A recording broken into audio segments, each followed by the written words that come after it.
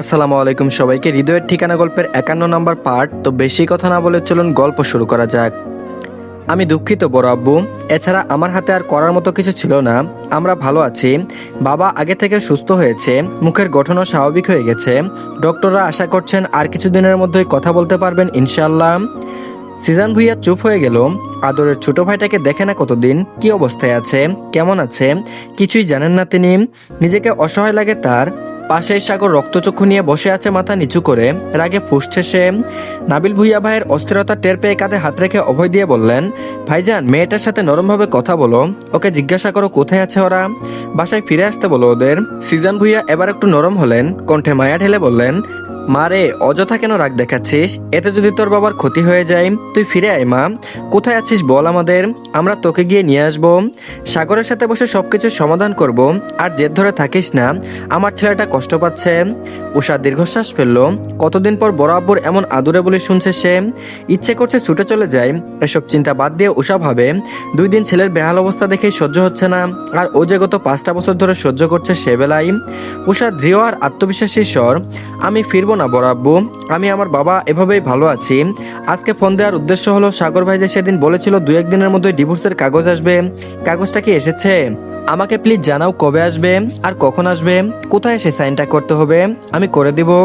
সিজান ভুইয়া বিস্ফোরিত দৃষ্টিতে তাকালো পাশে বসা ছেলের দিকে। সাগর ভীষণ তৃষ্ণার্ত।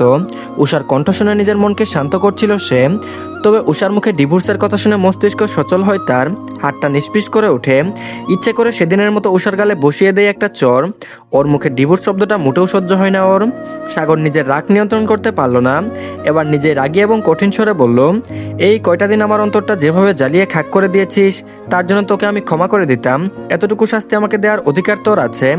কিন্তু এখন যে কথাটা বললি, বিশ্বাস কর এই কথার শাস্তি তোকে আমি দিব, কঠিনভাবেই দিব, দেখিস কঠিনভাবেই দিব। ছেড়ে দেওয়ার বান্দা আমি নই, তখন হারে হারে টের পাবি ইফতিহাত ভুইয়া সাগর কি জিনিস। সেদিনের থাপ্পড়টা ভুলে গিয়েছিস তুই, একবার খালি সামনে পাই কড়াই গন্ডায় মনে করিয়ে দিব সব। ওসব প্রত্যুত্তর করতে পারলো না। এমন অবস্থাতেও এইভাবে ধমকে কথা বলতে হবে? ভুল কি বলেছে সে, কেন অযথাই থাপ্পড় দেবে? সেদিনও সে তালাকের কথা বলার কারণে সাপটা একটা থাপ্পড় পড়েছিল নরম তুলতুলে ফর্সা গালে। উষা বললেই দোষ, আর নিজে যে দিনে দিনে 80 বার বলে তোকে ডিভোর্স দিব তখন। উষার রাগ লাগলো প্রচুর, নিজের আত্মসম্মানেও লাগছিল তার। এই পুরুষের সাথে কথা বলার কোনো ইচ্ছে তার নেই। সে ডিভোর্সের বিষয়টি জানতেই কল করেছিল। এবার কথা না বাড়িয়ে সন্তপর্ণে ফোনটা কেটে দিল। উষার সঙ্গে সঙ্গে ফোনটা সুইচ অফ করে সিমটাও বের করে নিল। এবার বেটা আরো জ্বলে পুড়ে খাক হয়ে যাক, একেবারে অঙ্গার হয়ে যাক, তাতে উষার কি? সাগর প্রত্যুত্তর না পেয়ে ফোনের স্ক্রিনে নিজের দৃষ্টি স্থির করলো। বুঝতে পারে কলটা কেটে গেছে। মুহূর্তেই সাগরের চোখে মুখে আমাবস্যার নেই অন্ধকার নেমে আসে। মনটা আবারও ছটফট করে ওঠে। তিক্ত অনুভূতিরা আবারও হানা দেয় মনে। সাগর আবারও হাত চালিয়ে দ্রুত ডায়াল করলো উষার নাম্বারে, কিন্তু সঙ্গে সঙ্গেই সুইচ অফ বলছে। সাগর মেজাজ হারালো। বসা থেকে উঠেই রাগের বসে চিৎকার করে ওঠে। সাথে সোফায় সামনে থাকা টেবিলটাতেও সজোরে একটা লাথি বসিয়ে দেয়। এমন চিৎকার চেঁচামেচিতে লিপি বেগম আর মারিয়া জামান তড়িঘড়ি করে বের হয়ে আসে কিচেন থেকে। নাবিল ভুইয়া নিজের জায়গা থেকে উঠে সাগরকে জাপটে ধরে, থাম বাবা, রাগের মাথায় কোনো সিদ্ধান্ত নেওয়া ঠিক না, আমরাও খোঁজ করছি ওর, শীঘ্রই পেয়ে যাবো ইনশাল্লাহ, একটু ধৈর্য ধর বাবা। সাগরের শরীর রাগে কাঁপতে থাকে। সে এমন অগ্নিরূপ ধারণ করে হিসিয়ে বলল, তোমার ভাতিজির সাহস দেখেছ? সে ফোন করে ডিভোর্সের দিনক্ষণ জানতে যাচ্ছে। কত বড় কলিজা তার। একে তো নিজের বাপকে নিয়ে উধাও হয়, কোথায় ঘাপটি মেরে আছে, আর এখন ফোন করে নাটক করছে। সিজান ভুইয়া নিজের রাগ ছেড়ে উঠে দাঁড়ালেন, কঠোর স্বরে বললেন, নাটক তো তুমিও করেছ। উষাকে এই ধরনের কাজ করার জন্য উস্কে দিয়েছে কে? নিজের কর্মফল ভোগ করছো তুমি সাগর, আর তোমার জন্য সেই শাস্তি আমার অসুস্থ ভাইটাকেও পেতে হচ্ছে। আমি আগেও বলেছি, এখনো বলেছি, নাহিদের বা উষার কিছু হলে আমি তোমাকে কখনোই ক্ষমা করব না, ছেড়েও দিব না। এ বাড়িতে ওদেরকে ফিরিয়ে আনতে আমি কোনো চেষ্টা করব না, যা করার তুমি নিজে একা করবে। সাগরের রাগের পারদ ছিন্ন হয়। এখানে থাকলে অনর্থ ঘটিয়ে ফেলবে সে। কেউ তাকে বুঝতে চায় না, তার মনের অবস্থা। সে তো অবারক ছিল। ওই সিচুয়েশনটাতে সবাই এমনই সিদ্ধান্ত নিত। সাগরের এমন সিদ্ধান্তে না হয় ওর টক্সিসিটি প্রকাশ পায়, তবে ও যা করতো সবই নিজেদের ব্রাইট ফিউচারের কথা ভেবে। ভয় দেখানোর জন্যই মূলত ডিভোর্সের এই অ্যাপ্লাইটা করা। আর শেষ কয়দিন সে এত বাজেভাবে ওর সাথে মত্ত ছিল যে মাথা থেকে সেটা বেরিয়ে গিয়েছিল তার। সাগর আবারও সোফায় লাথি বসিয়ে বের হয়ে গেল বাড়ি থেকে। লিপি বেগম আর মারিয়া জামান কিংকর্তব্য বিমূঢ় হয়ে দাঁড়িয়ে আছেন ঘরের এক কোনায়। এখানে বাপ চাচাদের মধ্যে কি নিয়ে ঝামেলা হয়েছে বুঝতে পারছেন না তারা। তবে এতটুকু বুঝেছে, হয়তো উষা কল করেছিল। সিজান ভুইয়ার আগে দৃষ্টিতে তাকিয়ে থেকে দেখলো ছেলের প্রস্থান। আর এদিকে বাড়িতে কথা বলার প্রায় আধ ঘন্টা পরে দুটো ডক্টর, দুজন নার্স এবং তিনজন থেরাপিস্ট এলেন নাহিদ ভুঁইয়ার কেবিনে।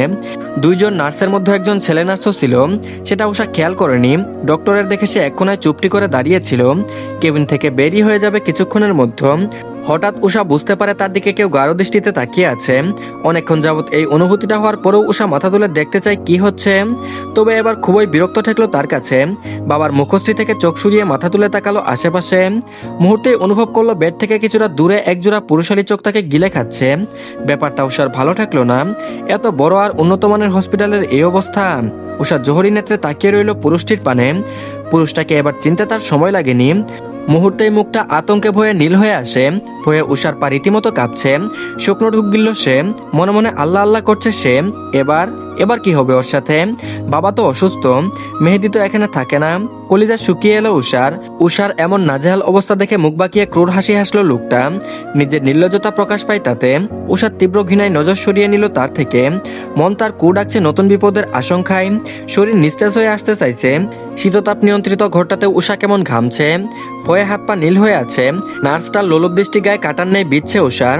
সেবার না হয় সাগর ভাই বাঁচিয়ে নিয়েছিল, কিন্তু এবার মেহেদি তো হসপিটালে থাকে না।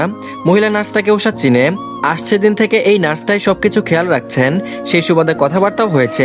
উষা উসখুস করতে লাগলো নার্সটার সাথে কথা বলবে বলে। ডক্টররা চেক আপ শেষে নাহিদ ভুঁইয়া সুস্থ হওয়ার ব্যাপারে কিছু দিক নির্দেশনা দিয়েই চলে গেলেন। পিছন পিছন সেই পুরুষ নার্সটাও চলে যায় সাথে। যাবার আগে উষার পানে নিজের তীক্ষ্ণ লোলুপ দৃষ্টি নিক্ষেপ করতে ভুলেনি। লোকটি বেরিয়ে যেতে যেন হাঁপ ছেড়ে বাঁচল উষা। চুপি চুপি এগিয়ে গেল মহিলা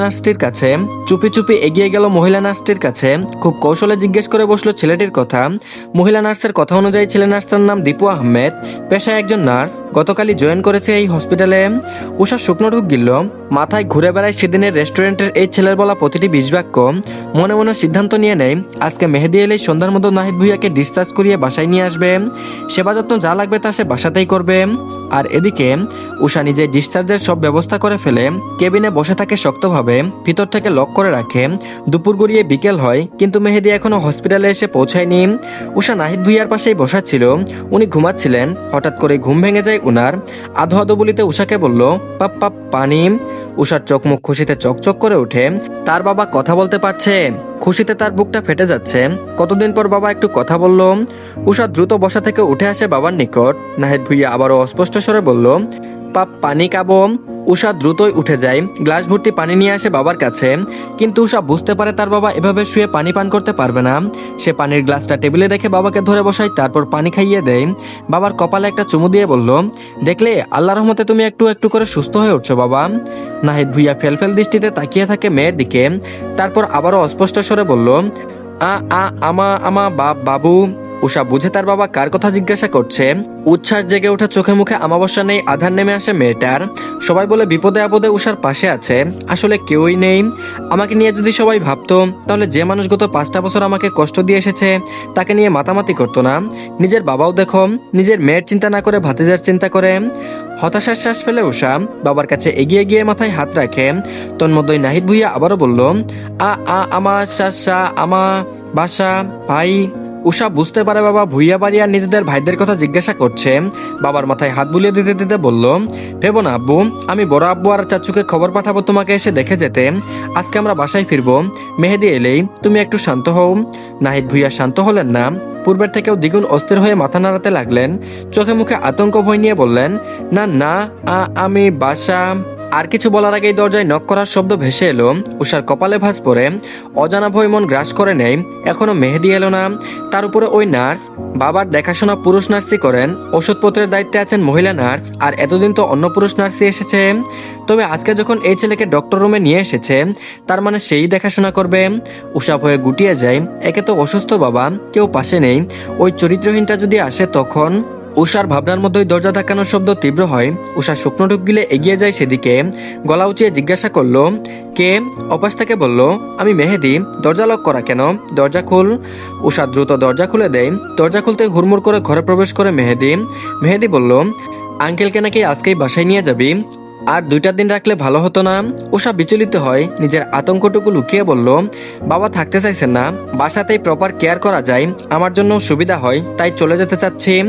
এদিকে মেহেদিকে নিজের মেয়ের সাথে দেখেই মেজাজ বিগড়ে যায় নাহিদ ভুইয়ার। তিনি বললেন, যাও যাও বের হও। মেহেদি কপাল গুটিয়ে নেই, বুঝতে পারে সে আশাতেই এমন করছে, কিন্তু মনে কিছু নেয় না ছেলেটা। মুখে কথা ফুটেছে এই অনেক। ব্রেন স্ট্রোকের রোগীদের কি মাথা ঠিক থাকে?